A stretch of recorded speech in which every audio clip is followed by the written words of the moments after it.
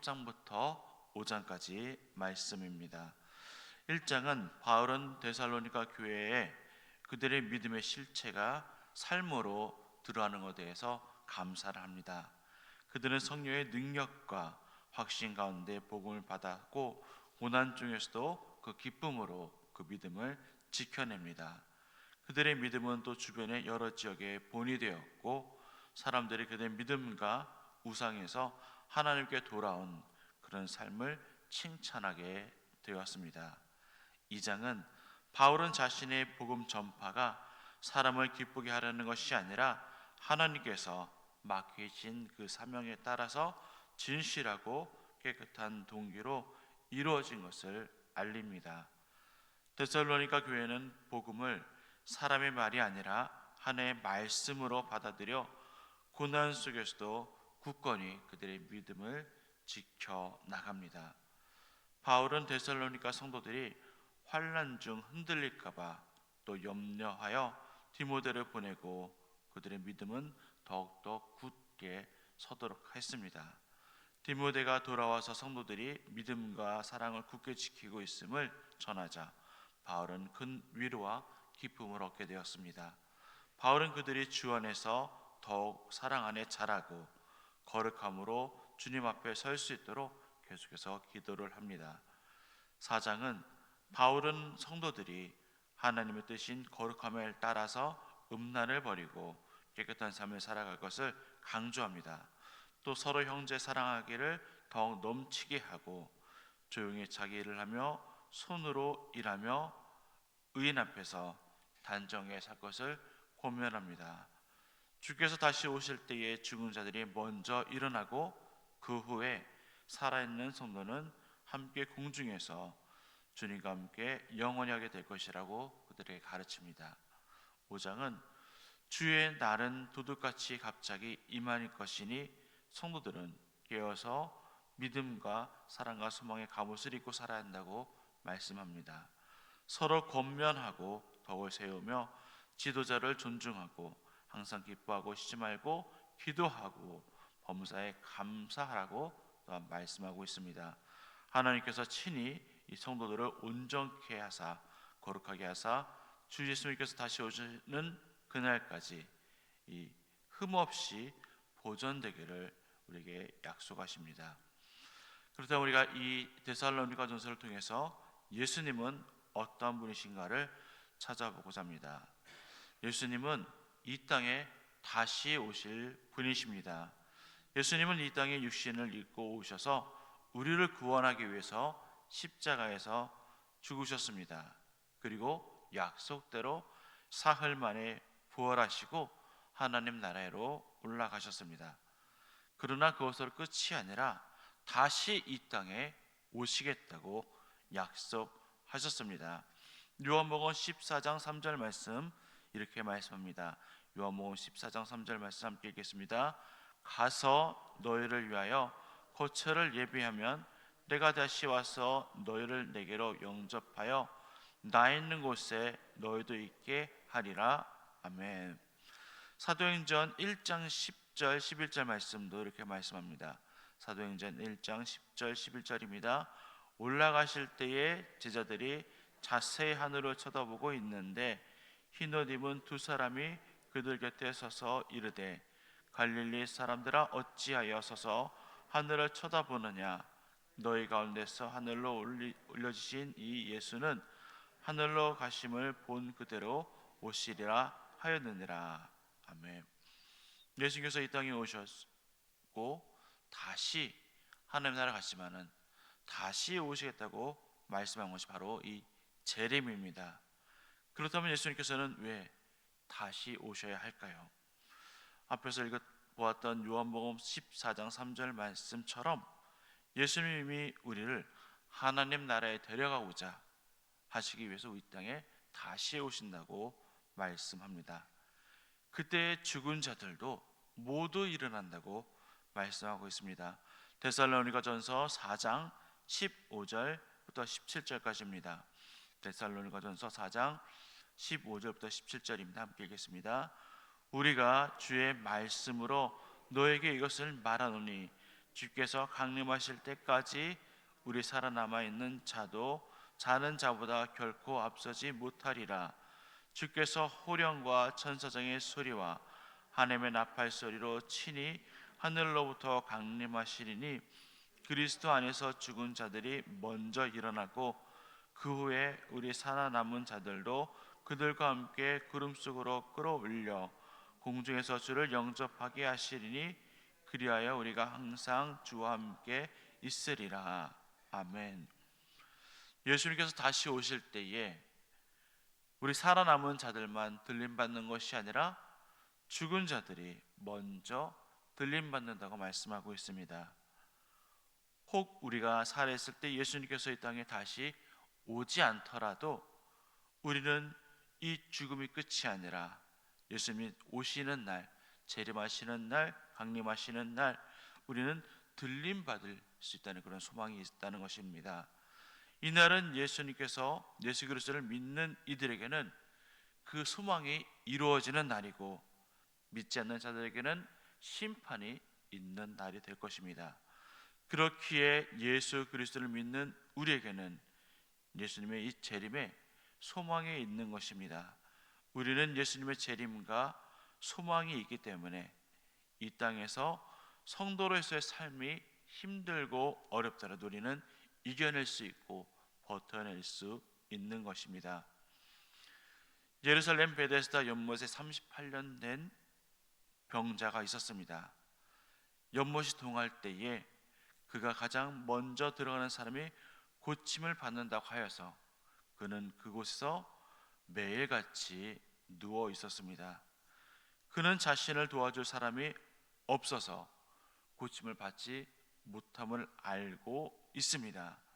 요한복음 5장 7절 말씀에 이렇게 말씀합니다.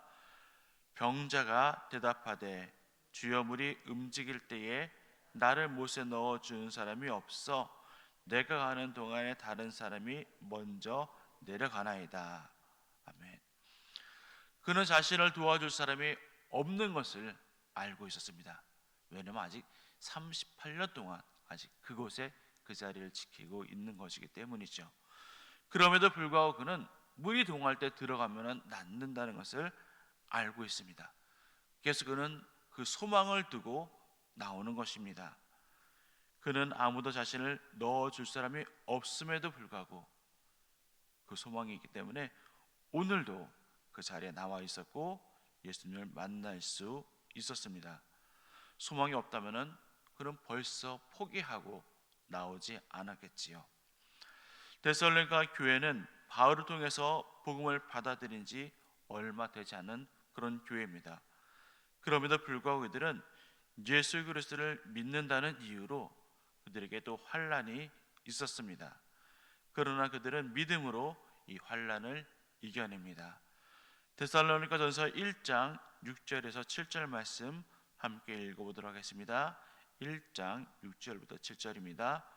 또 너희는 많은 환난 가운데서 성령의 기쁨으로 말씀을 받아 우리와 주를 본받던 자가 되었으니 그러므로 너희가 마게도냐와 아가야에 있는 모든 믿는 자의 본이 되었느니라.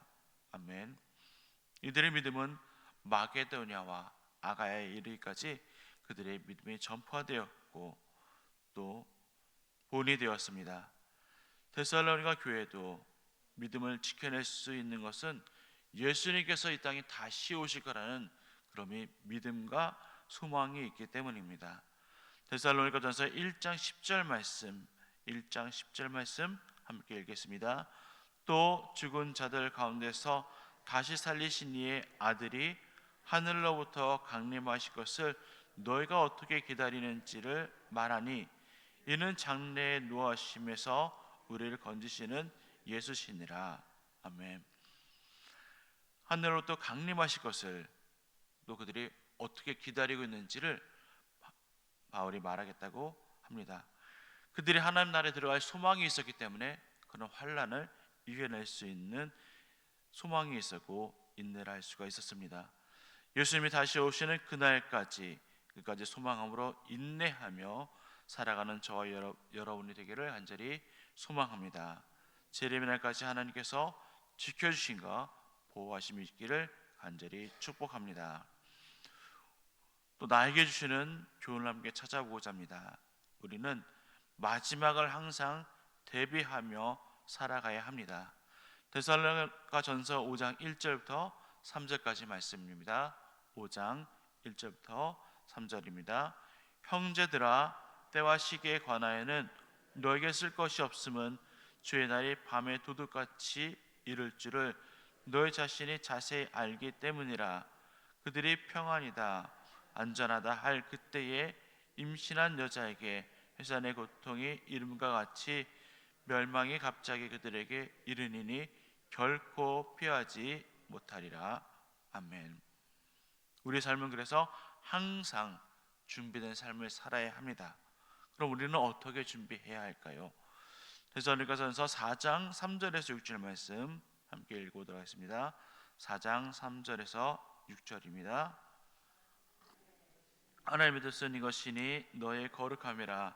곧 음란을 버리고 각각 거룩함과 존귀함으로 자기 아내 대할 줄을 알고 하나님을 모르는 이방인과 같이 세욕을 따르지 말고 일의 분수를 넘어서 형제를 해하지 말라. 우리가 너에게 미리 말하고 증언한 것 같이 이 모든 일에 주께서 신원하여 주심이라. 아멘. 어쩌면 우리가 음란을 버려야 합니다. 음란을 버린다는 말은 부정적인 이런 성관계를 말합니다. 이스라엘 백성들은 배우자와만 또 관계를 가졌는데 이방 사람들은 그렇지 못했습니다. 그래서 음란을 버리라고 말씀합니다. 두 번째는 이방인과 같이 세욕을 따르지 않는 것입니다. 세욕이란 말은 정욕이라기도 하고 또 쉬운 말로 죄된 욕망이라 할 수 있습니다. 내 마음대로 하고 싶은 대로 그렇게 하는 욕심이 그런 충동이 아니라 온전히 주님께서 원하시는 것들을 하는 삶이 되어야 한다는 것입니다. 내 욕심대로 살지 말아야 하는 것입니다. 세 번째, 형제를 해하지 말아야 한다고 말씀하고 있습니다. 형제를 해함은 형제를 이용하고 속이는 것을 말합니다. 내가 잘되기 위해서, 내가 성공하기 위해서 이유되어 있는 사람들을 속이고 이용하는 삶을 우리는 살지 말아야 합니다. 우리의 삶은 사랑의 삶이어야 되고 섬김의 삶이어야 합니다. 하나님은 우리를 거룩한 자로서 그렇게 살기를, 흠없이 살기를 원하십니다.